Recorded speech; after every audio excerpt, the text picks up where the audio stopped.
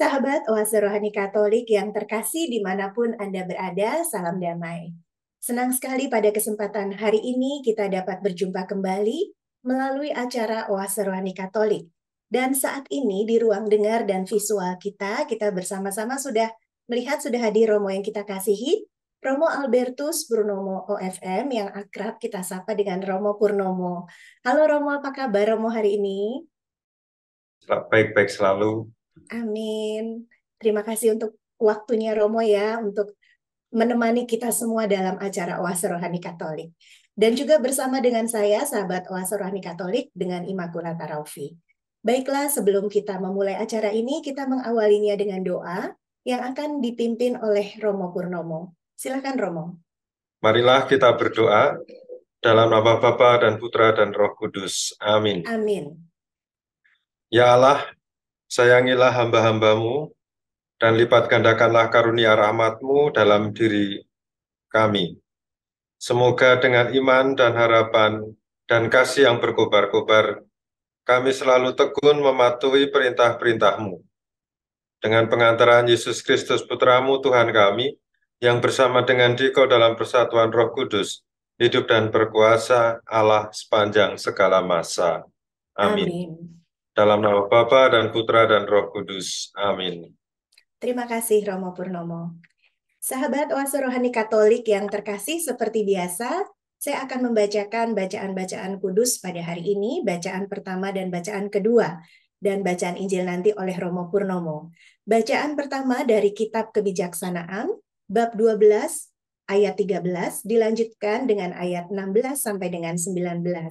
Dan bacaan kedua diambil dari surat Rasul Paulus kepada Jemaat di Roma, bab 8 ayat 26 sampai dengan 27. Bacaan Injil diambil dari Injil Matius bab 13 ayat 24 sampai dengan 43. Baiklah, marilah bersama-sama kita mendengarkan bacaan yang pertama. Bacaan dari Kitab Kebijaksanaan. Selain Engkau, tidak ada Allah yang memelihara segala-galanya, sehingga engkau harus membuktikan kepadanya bahwa engkau menghukum dengan adil. Asas keadilanmu ialah kekuatanmu, dan karena berdaulat atas semuanya, maka engkau bersikap lunak terhadap segala sesuatu. Kekuatanmu hanya kau perlihatkan apabila orang tak percaya akan kepenuhan kuasamu. Orang yang berani menentang kekuasaanmu, kau permalukan.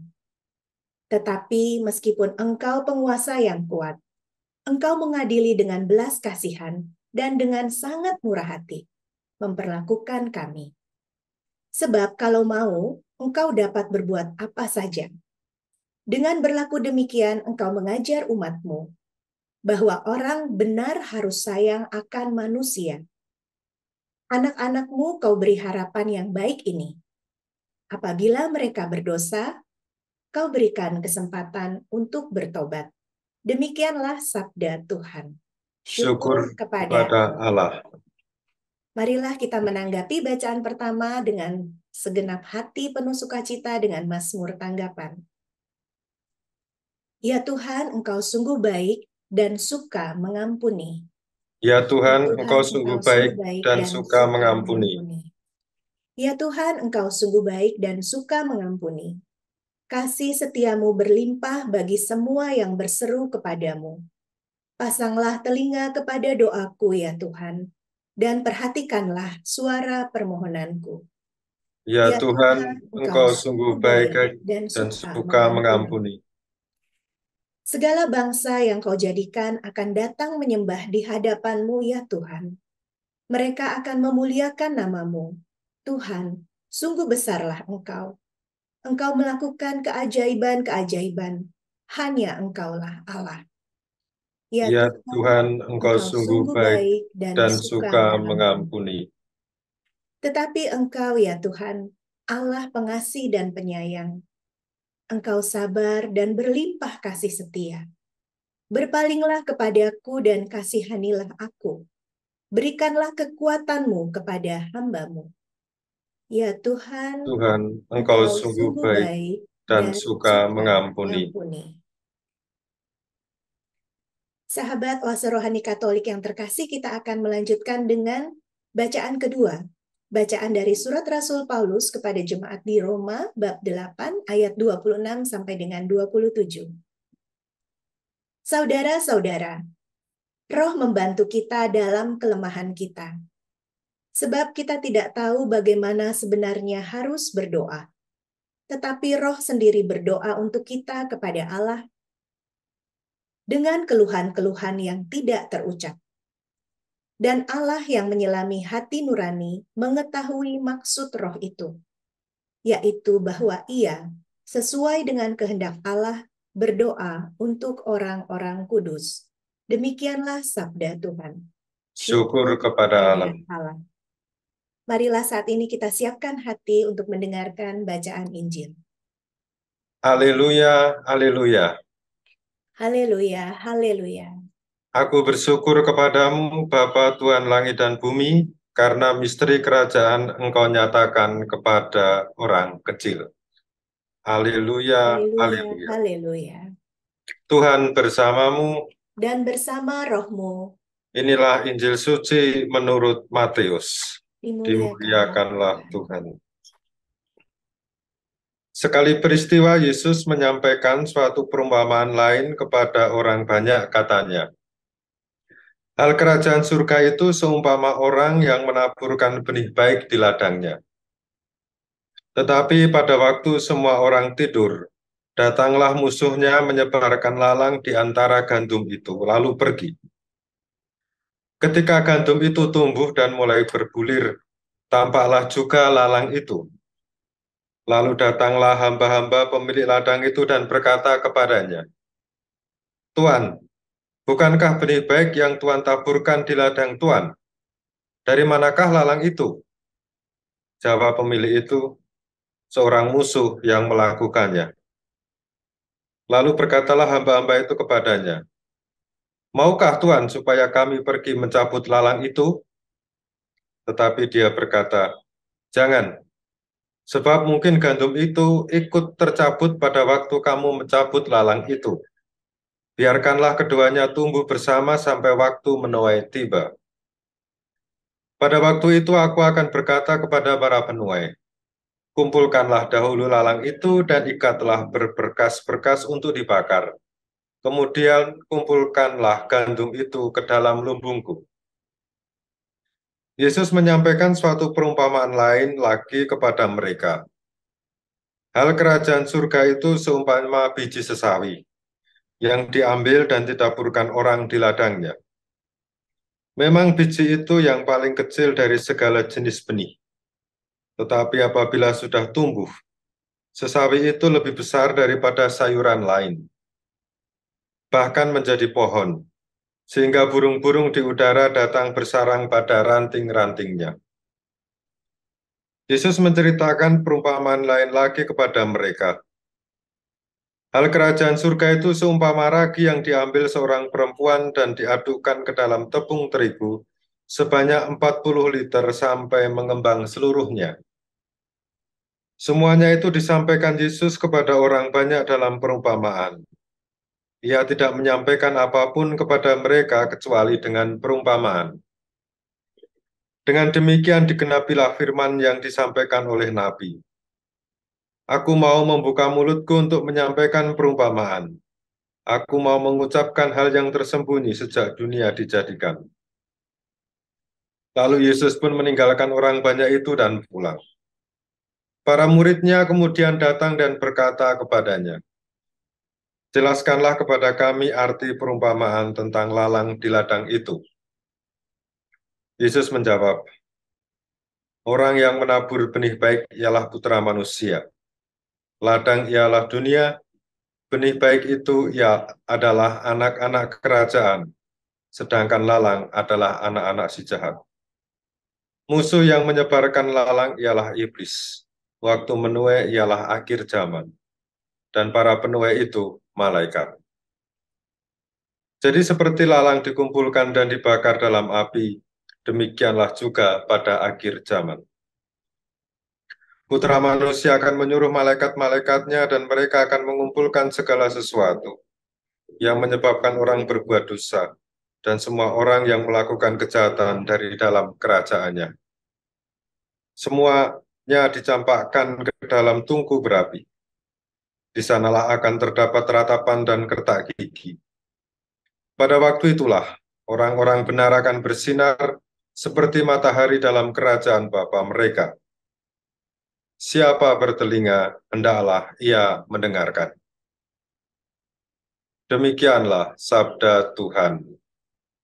Terpujilah Kristus. Terima kasih Romo Purnomo untuk bacaan Injil yang sudah kita dengarkan bersama. Romo, dari ketiga bacaan ini tadi sekilas saja saya menangkap ada suatu pesan yang kuat, yaitu belas kasih dan kemurahan hati Tuhan kepada orang berdosa ya Romo. Nanti Romo pasti akan bersama-sama memberikan sharing dan permenungan untuk kita bisa lebih memahami apa maksud Tuhan buat kita semua pada hari ini. Silakan Romo, pada sesi yang pertama ini, Romo, kabar baik apa atau hikmat apa yang bisa kita petik dari bacaan yang kita sudah dengar? Silakan. Baik, Raffi. Ya. Sahabat Wasarwani Katolik, pada sesi yang pertama ini kita akan secara khusus membahas tentang bacaan pertama. Jadi bacaan pertama itu diambil dari salah satu kitab Deuterokanonika, yaitu kitab kebijaksanaan atau secara lebih luas disebut kebijaksanaan Salomo. Jadi sebetulnya kitab ini ditulis untuk memberikan pendidikan atau ajaran kepada orang-orang Yahudi di bawah Kekaisaran Yunani sekitar abad kedua sebelum Masehi. Jadi ini adalah tulisan yang sangat kuno, sekitar 2200 tahun yang lalu. Dan ditujukan juga untuk orang-orang yang katakanlah murtad dari agama Yahudi dan berpindah ke agama-agama Yunani yang menyembah dewa-dewi itu. Jadi ini adalah tujuan dari kitab kebijaksanaan yang salah satu perikopnya kita dengar pada hari ini. Meskipun kitab ini ditujukan kepada orang-orang Yahudi pada mulanya, tetapi isinya juga relevan dengan kita orang Kristiani. Dan apa yang menjadi tema utama di dalam perikop yang kita baca adalah tentang pertobatan, atau dalam bahasa lain adalah kembali ke jalan yang benar. Dan cara yang dipakai untuk kembali ke jalan yang benar atau menjalani sikap tobat yang diungkapkan di dalam kitab kebijaksanaan ini adalah memperkenalkan siapa itu Allah. Jadi kalau mau bertobat kepada Allah, orang harus diperkenalkan kembali siapa itu Allah. Nah, di dalam perikop yang kita dengar tadi dari kitab kebijaksanaan, Allah digambarkan sebagai sang pemelihara segala-galanya. Jadi dia bukan hanya menciptakan dan kemudian lepas begitu saja, tetapi dia menciptakan alam semesta manusia sekaligus memeliharanya. Dan kita rasakan sekarang ini bagaimana Allah itu selalu mendampingi kita, memberikan kehidupan, memberikan makanan melalui tumbuh-tumbuhan, meskipun manusia juga terlalu serakah gitu ya, merusak alam. Iya. Nah, tapi kita melihat bahwa Allah adalah pemelihara segala-galanya. Selain itu juga dinyatakan bahwa Allah adalah penguasa yang kuat. Dan sebagai penguasa, dia memiliki dua karakter atau sifat yang utama, yaitu maha adil dan maha berbelas kasih. Gitu. Jadi itu Allah itu adil, dalam hal ini dia itu sebagai seorang, katakanlah bisa digambarkan sebagai seorang hakim, tapi juga sekaligus orang yang berbelas kasih, seperti orang tua gitu ya. Ya ini kalau di dalam tradisi timur, khususnya filsafat Cina, ini seperti yin dan yang gitu ya, Allah itu. Jadi saling melengkapi antara yang adil sekaligus berbelas kasih. Nah kita lihat yang pertama ya, tentang Allah yang adil. Dikatakan di sini, dikatakan tentang Allah, engkau menghukum dengan adil. Dan sebetulnya kalau kita lihat di dalam seluruh kitab perjanjian lama, tema keadilan itu menjadi salah satu tema pokok dalam kitab suci. Para nabi itu hampir berbicara tentang keadilan. Jadi dia itu mengkritik ketidakadilan yang dilakukan oleh penguasa. Dan juga syukur kepada Allah bahwa salah satu sila dari Pancasila kita kan bicara soal keadilan juga ya. Sila kelima, keadilan bagi seluruh rakyat Indonesia gitu. Jadi sangat biblis sebetulnya. Nah, tapi faktanya adalah bahwa keadilan itu sering kali disalahgunakan gitu ya. Dan kita sering kali melihat bahwa dunia ini penuh dengan ketidakadilan. Itulah sebabnya mengapa Allah selalu mengutus para utusannya untuk berusaha menegakkan keadilan ini, entah secara seruan moral ataupun dengan tindakan gitu ya. Bukan hanya pada zaman nabi-nabi, tetapi zaman sekarang pun selalu ada orang yang selalu menyerukan keadilan. Jadi ini mau menunjukkan bahwa kekuatan Allah itu nyata gitu ya, untuk memperjuangkan keadilan gitu. Memang kalau ditanya gitu ya, eh, apakah Allah yang Maha Kuasa itu tidak bisa menghilangkan ketidakadilan? Saya tidak bisa menjawabnya ya. Mungkin itu perlu diterima saja adanya ketidakadilan. Atau mungkin orang bertanya, mengapa di hati orang muncul keinginan untuk berbuat tidak adil? Ya, saya juga sekali lagi akan menjawab, saya tidak tahu gitu ya. Meskipun kadang-kadang orang menyalahkan sosok yang namanya iblis atau setan yang menggoda gitu. Hanya masalahnya juga, mengapa mau digoda oleh setan gitu ya. Nah, ini kan jadi diskusi yang tidak perlu kita bahas sekarang ini. Iya. Tetapi pertanyaan lain yang mungkin penting untuk diangkat adalah mengapa keadilan perlu ditegakkan gitu ya. Karena keadilan membawa keharmonisan dan keteraturan dalam hidup. Dan keteraturan serta keharmonisan itu membawa keselamatan, damai sejahtera, dan salam. Situasi yang tidak adil itu adalah situasi yang kacau.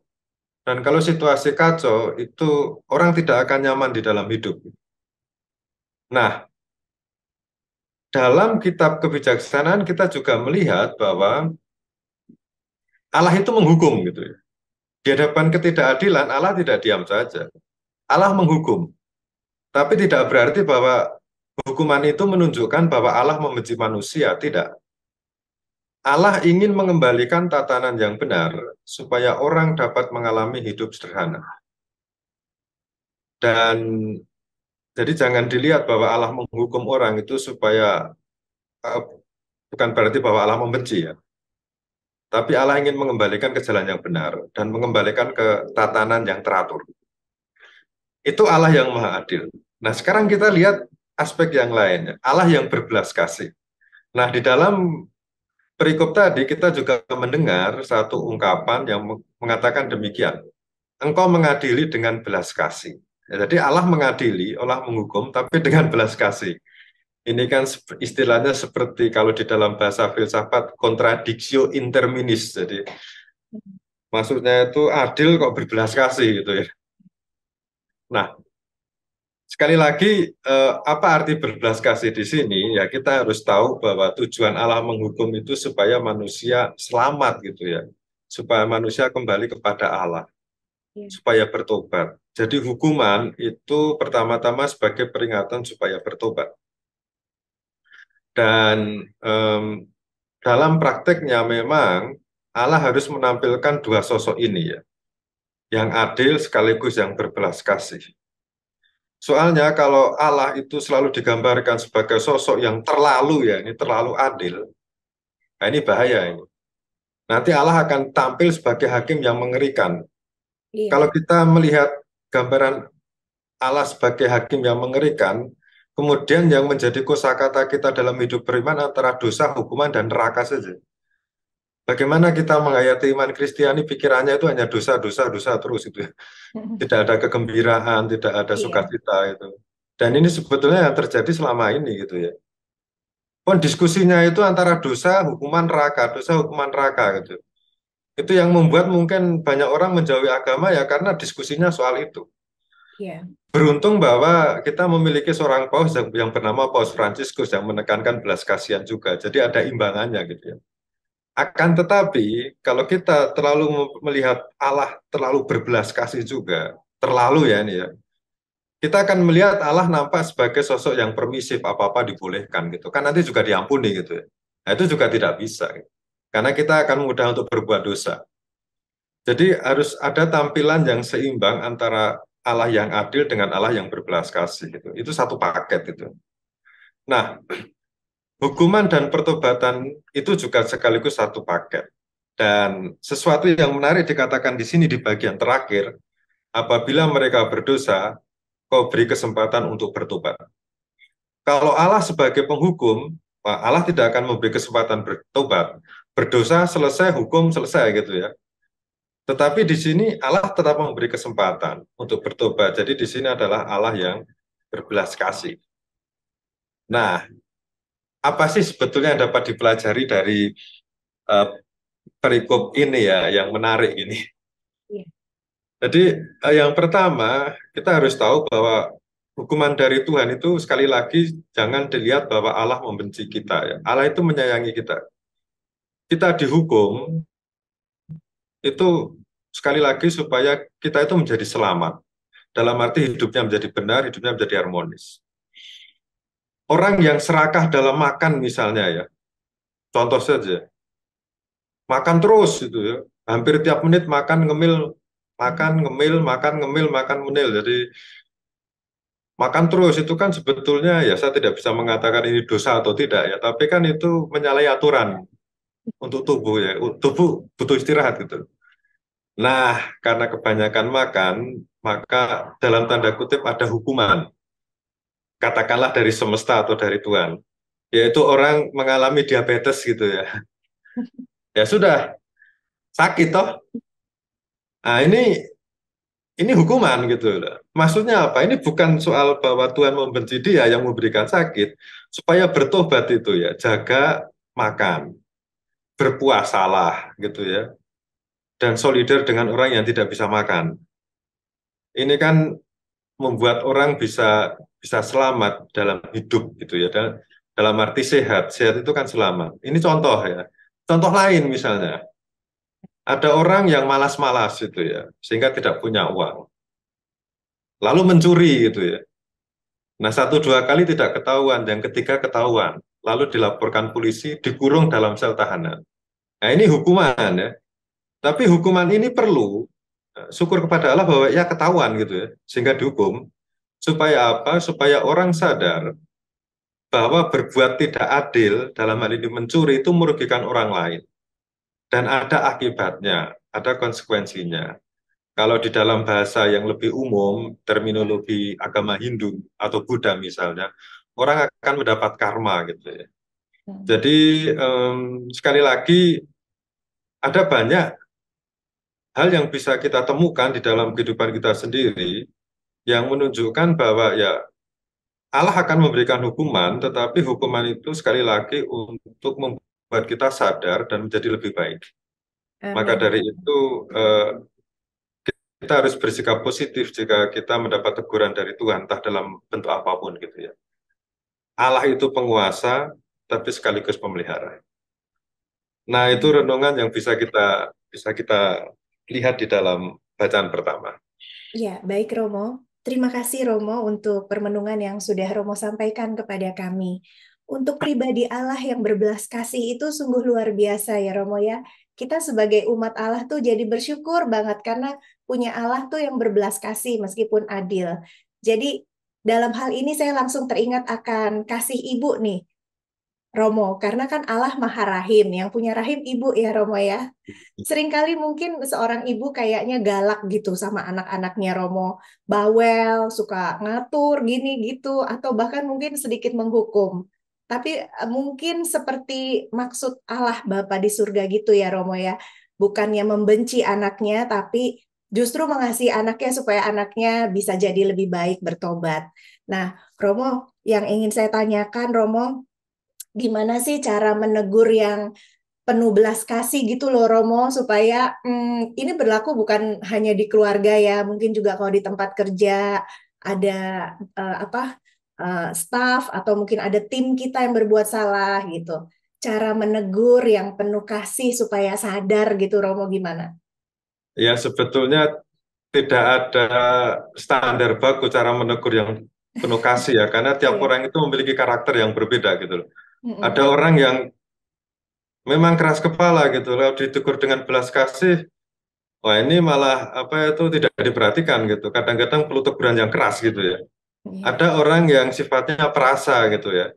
sehingga ditegur dengan pelan-pelan juga bisa nangkep. Jadi bukan soal caranya bagaimana, itu tergantung situasi dan konteksnya, tetapi apakah tujuan menegur itu bisa sampai atau tidak gitu loh. Iya, betul Jadi nanti Romo. tergantung tiap orang sih. Jadi teguran dari bos terhadap bawahannya itu akan berbeda dengan teguran antara orang tua dengan anaknya gitu ya. Karena kan relasinya juga beda gitu. Iya. Nah, ini nanti bisa dilihat sendiri dalam perjalanan waktu. Iya, baik Ya, Romo. Jadi perlu kebijaksanaan ya Romo ya, ya, untuk lihat-lihat konteksnya ya Romo ya. ya. Baik, terima kasih Romo. Pada hari ini kita sungguh iman kita diteguhkan nih Romo untuk kita mau kembali kepada Tuhan kalau kita berbuat dosa gitu ya Romo, supaya hati kita nih lega, hati kita nih kembali tentram, damai, dan yang penting kita selamat ya Romo ya. Karena Allah itu nggak pernah menolak kita ya Romo, selalu berbelas kasih mau ngampunin ya. Amin. Terima kasih Romo Purnomo. Sahabat Oase Rohani Katolik yang terkasih, tetap bersama dengan Romo Purnomo dan saya di acara Oase Rohani Katolik setelah yang satu ini.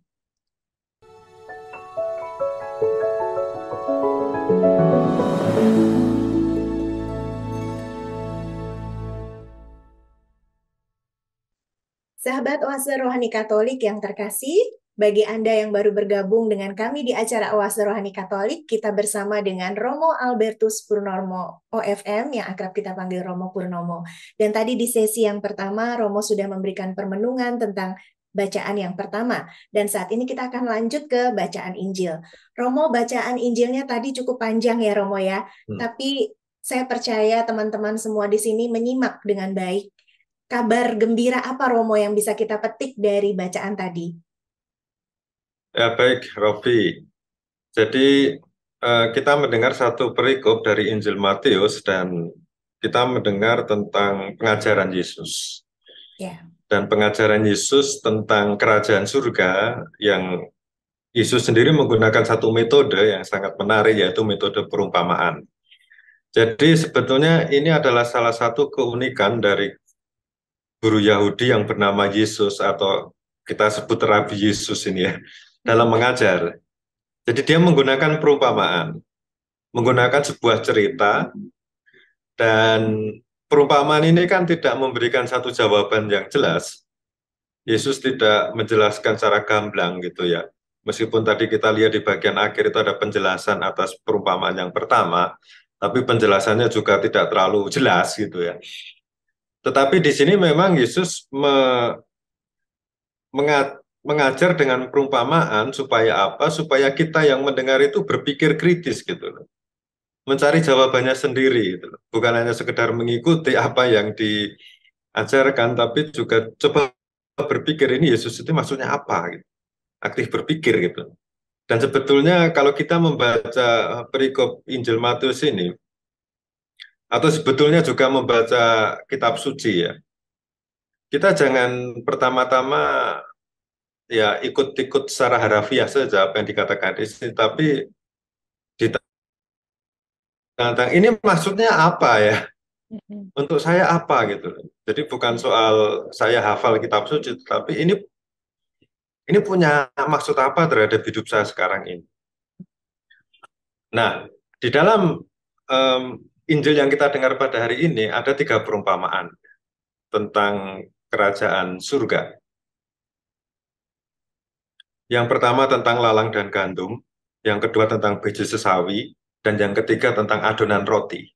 Tetapi pada kesempatan ini kita akan melihat satu perumpamaan saja, yaitu tentang lalang dan gandum.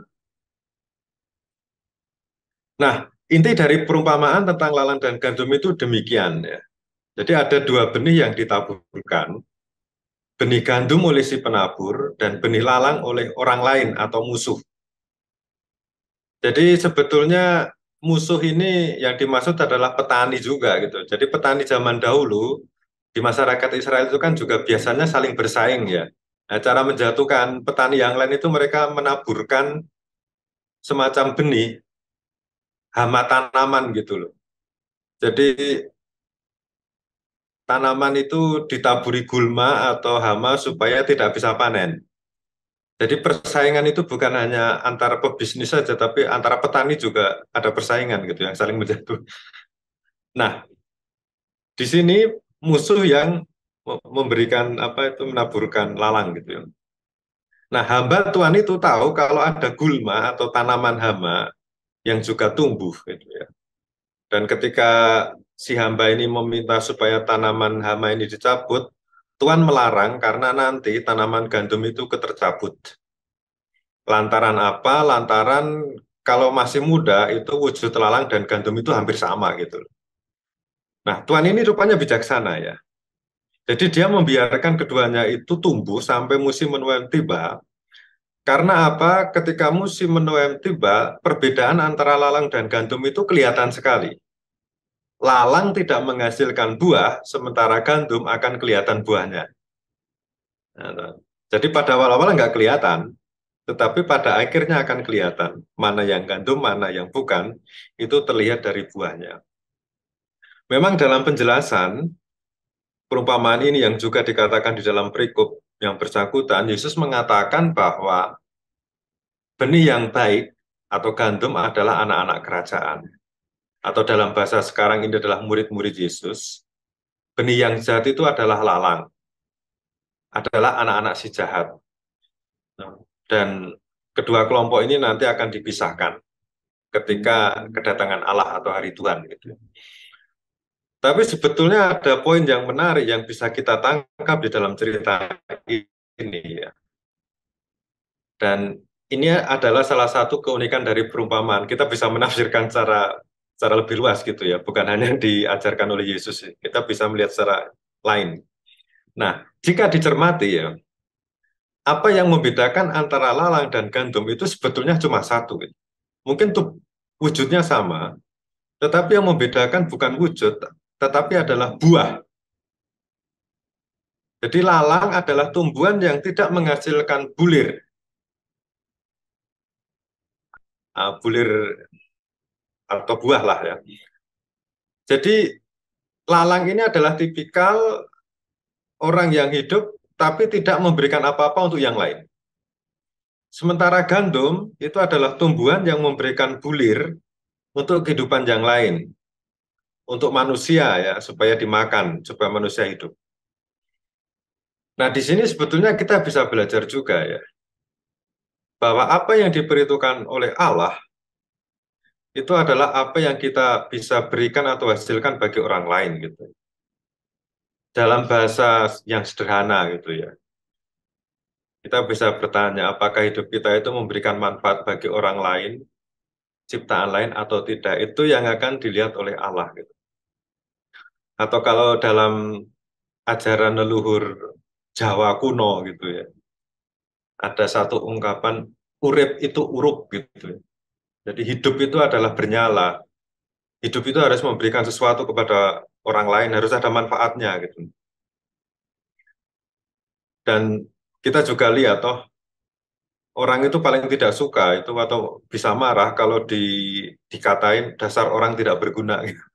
Wah, itu pasti marahnya gila-gilaan itu ya karena memang nilai orang bagi orang lain maupun bagi Allah kalau dia memberikan satu manfaat kegunaan bagi yang lain. Orang boleh punya harta besar sekali ya, pangkat luar biasa, tapi sejauh tidak memberikan kegunaan itu juga tidak ada gunanya. Nah, sekali lagi tanaman gandum itu adalah simbol orang yang hidup dan menghasilkan manfaat atau kebaikan bagi orang lain. Sementara itu tanaman lalang adalah orang yang hanya hidup tapi tidak memberikan manfaat, malah cenderung mengganggu kehidupan orang lain. Nah, di sini kita bisa bertanya pada diri sendiri ya, saya ini termasuk golongan mana nih? Golongan tanaman gandum atau golongan tanaman lalang? Eh, Kalau nanti pada hari Tuhan itu dikumpulkan di dalam kerajaan surga, jadilah gandum. Kalau mau diikat dan dibakar, bahasa simbol juga, kita nggak tahu nanti setelah mati bagaimana. Tetapi kalau mau diikat dan dibakar, itu ya jadilah lalang gitu ya. Hidup hanya untuk mengganggu orang lain. Jadi eh, praktis ya banyak orang yang hanya hidup saja dan sama sekali tidak memberikan manfaat bagi orang lain ini, atau ciptaan lain ini. Malah cenderung merusak dan menghancurkan orang lain. Manusia itu kan kadang-kadang juga terjebak dalam kesalahan, terjebak untuk menjadi lalang gitu. Bukan lalang bagi manusia lain, tapi lalang bagi alam gitu ya. Merusak, kemudian merusak alam, mengotori alam dengan plastik-plastik di mana-mana gitu ya. Ya nanti kiamat dunia iklim tidak jelas ya, itu kesalahan manusia sendiri gitu ya, yang menjadi lalang bagi ciptaan lain. Sebetulnya banyak contoh ya orang-orang semacam ini. Ribuan itu ya kalau mau disebut contohnya tipikal orang model lalang gitu ya. Misalnya ya, saya kasih contoh saja. Dalam komunitas kita ya, entah di gereja basis ataupun masyarakat umum itu. Ada orang yang kerjaannya itu hanya mengkritik dan mengkritik, memberi komentar dan memberi komentar, tapi tidak pernah bekerja maupun memberikan kontribusi positif apapun. Iya. Disuruh kerja malah kabur, giliran mengkritik nomor satu. Jadi ini adalah orang yang hidup hanya untuk menjadi gulma atau menjadi hama bagi orang lain. Hanya mengganggu, tidak ada manfaatnya gitu. Iya. Dan orang seperti ini selalu ada gitu.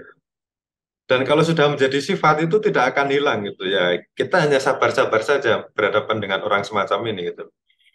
Ya terkadang kalau kita yang masih waras hanya bisa bertahan ya. Ya mungkin orang ini akan hilang setelah Tuhan mengambilnya sendiri. Kadang kan sampai kita nggak tahu mau digimanain lagi, diberitahu tidak bisa, ditegur nggak mempan gitu ya. Akhirnya ya dengan kesabaran kita mengatakan ya mungkin manusia model lalang semacam ini ya, Tuhan sendiri yang akan mengurus nantinya gitu. Jadi apa sih relevansi atau pesan dari Injil ini gitu ya? Berusahalah untuk menjadi manusia tipikal gandum gitu ya. Bisa bermanfaat gitu. Percuma punya harta banyak gitu, percuma punya gelar yang tinggi-tinggi, gelar pendidikan, percuma punya pangkat besar kalau dia tidak memberikan manfaat atau kegunaan bagi orang lain gitu ya. Jadi jangan sampai orang mengatakan kepada kita, sekali lagi seperti apa yang saya katakan tadi, jangan sampai orang mengatakan kepada kita, oh dasar manusia tidak berguna gitu ya. Seandainya ada orang yang mengatakan itu kepada kita, itu ya, kita perlu berintrospeksi ya, melihat diri sendiri gitu ya. Jangan-jangan saya juga manusia tidak berguna ini. Dan segera mengubah hidup untuk menjadi berguna dan bermanfaat bagi orang lain. Amin. Jadi sekali lagi Allah itu melihat buah atau manfaat yang kita berikan kepada orang lain. Itu tujuan kita ya untuk menabur kebaikan, memberi manfaat. Gitu. Nah, jika kita menjadi manusia tipikal gandum ini, ya secara tidak langsung kita menjadi anak-anak kerajaan yang membangun apa itu keharmonisan, membangun keselamatan, membangun Iya. hidup yang tentram, damai sejahtera gitu ya. Kalau kita memberikan manfaat itu. Kalau kita hanya bisa kalau kita hidup hanya untuk merugikan orang lain, mungkin kasarnya gitu ya. Mungkin dalam hal ini uh, iblis itu mau dikatakan gimana ya? Iblis itu kan hanya menggoda saja gitu. Jadi kalau merugikan itu sudah bukan menggoda lagi, tapi mau merugikan gitu ya. Itu manusia itu kadang-kadang juga kalau yang jahat betul gitu ya. Tapi sebagai anak-anak kerajaan kita jangan sampai jatuh ke model tipikal lalang itu ya. Yang Amin. hidup hanya merugikan, tetapi baiklah kita menjadi manusia tipikal gandum, Gandum. hidup yang memberikan manfaat bagi orang lain. Jadi Amin. ini yang bisa kita renungkan dari bacaan Injil, poin-poin penting. Ya, terima kasih Romo. Romo, dari bacaan pertama dan bacaan Injil pasti ada relevansinya ya Romo ya, ada benang merahnya yang kuat. Nah, sebelum kita mengakhiri perjumpaan kita ini Romo, apakah kesimpulan dari bacaan-bacaan yang tadi sudah Romo sampaikan ke kita permenungannya Romo, supaya kita benar-benar bisa menjalaninya dalam hidup kita sehari-hari Romo, pesannya? Ya, bagaimana bagaimana kita menjadi orang yang bermanfaat bagi orang lain, yang bisa berguna bagi orang lain, pertama-tama kita harus sadar dan mengetahui siapa itu Allah gitu ya. Allah itu menghukum dan berbelas kasih. Kalau kita tidak bisa menjadi manusia yang bermanfaat bagi orang lain, ya Allah siap-siap menghukum saja gitu ya. Entah dengan caranya seperti apa gitu loh. Jangan terlalu berpikir naif bahwa Allah akan mengampuni gitu. Memang Allah akan mengampuni itu pasti gitu loh. Tapi juga Dia akan menghukum. Nah, kalau kita tahu siapa itu Allah, mungkin kita juga akan sadar dalam hidup kita supaya hidup kita itu bisa menjadi manusia yang berguna, yang bermanfaat.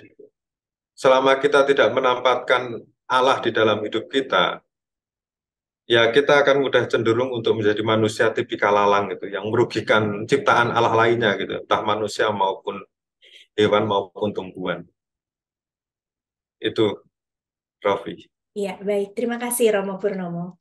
Sahabat Oase Rohani Katolik yang terkasih, kita bersyukur bahwa Allah itu penuh belas kasih. Allah selalu memanggil kita untuk kembali kepadanya dalam pertobatan. Juga secara khusus, permenungan Romo Purnomo pada hari ini sungguh luar biasa, mengingatkan kita untuk kita kembali mengenal Allah yang adil dan penuh belas kasih, dan menjadi manusia yang berguna.